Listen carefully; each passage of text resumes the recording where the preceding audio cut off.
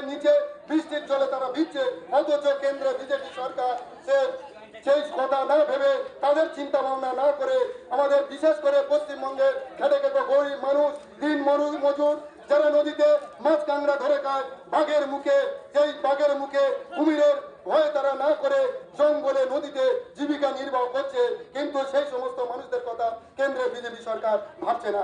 তাই আমি বলবো, এই আমাদের পশ্চিমবঙ্গে বিশেষ করে আমি আন্দারিয়া মানুষজনকে ভাবতে বলবো যে আগামী দিনে যে লোকসভার ভোট আসছে, আপনাদের ভাবতে বলবো কাকে ভোট দেবেন। সেই বিজেপি সরকার, যে সাম্প্রদায়িক সরকার, যে 3 বছর জব কার্ডের টাকা দিল না এবং বাংলা আবাস যোজনা মাটির ঘরের টাকা, হকের টাকা, হক মানে কি আমাদের বিভিন্ন করের টাকা, প্রত্যক্ষ পরোক্ষ ভাবে যে টাকা, জল কর, পূর্ত কর, অর্থ কর এবং জিএসটির বিভিন্ন টাকা, যেমন আমাদের একটা আলু কেনা, সরষে তেল কেনা, বিভিন্ন যে আমরা তরি তরকারি যা কিনি আমরা প্রত্যক্ষ পরোক্ষ ভাবে, এটা আমাদের টাকা।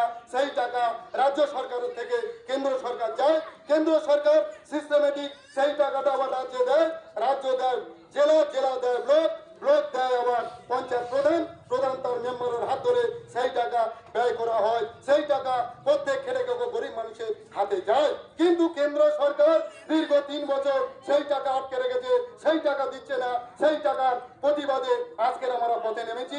পশ্চিমবঙ্গে মমতা ব্যানার্জি আমাদের নেত্রী, মমতা ব্যানার্জির নেতৃত্বে সেই আন্দোলন চলছে। সারা পশ্চিমবঙ্গে এই আজকের দিনে সর্বত্র আন্দোলন চলছে, আন্দোলন চলবে। এই আন্দোলন থেমে যাবে না। দিল্লিতেও দিদি গেছে, যদি মনে করে দিল্লিতে দরবার করতে হয়, পশ্চিমবঙ্গের অধিকাংশ মানুষ যাবে খেটে খেটে মানুষের এই ঘরের টাকা জব কার্ডের পাওয়ানোর জন্য।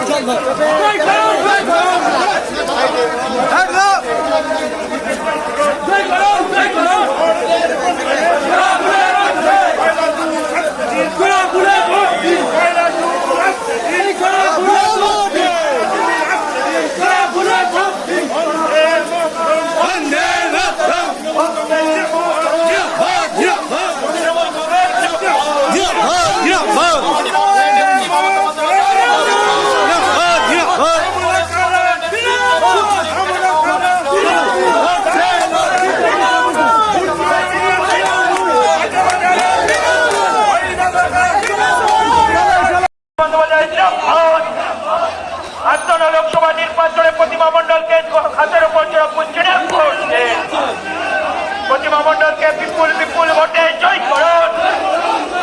এই সড়ক পোল যেখানে মা বোনেদের বলেছি, এই মা বোনেদের বলেছি, এই ছাত্র যুবকদের বলেছি, এই কৃষক মজুরদের বলেছি, বন্দে মাতরম, তৃণমূল কংগ্রেস জিন্দাবাদ, মামাটি মানুষের নেত্রী মমতা বন্দ্যোপাধ্যায় জিন্দাবাদ। আজ বিকালে প্রতিমা মণ্ডলের সমর্থনে র্যালিতে দলে দলে চলছে। গণেশ মণ্ডলের চিন্তাধারায় আজকের মহাবিশ্বের দলে দলে চলছে। এই কুলতলি কেটে মানুষ লড়ছে, এই পিছিয়ে পড়া কুলতলি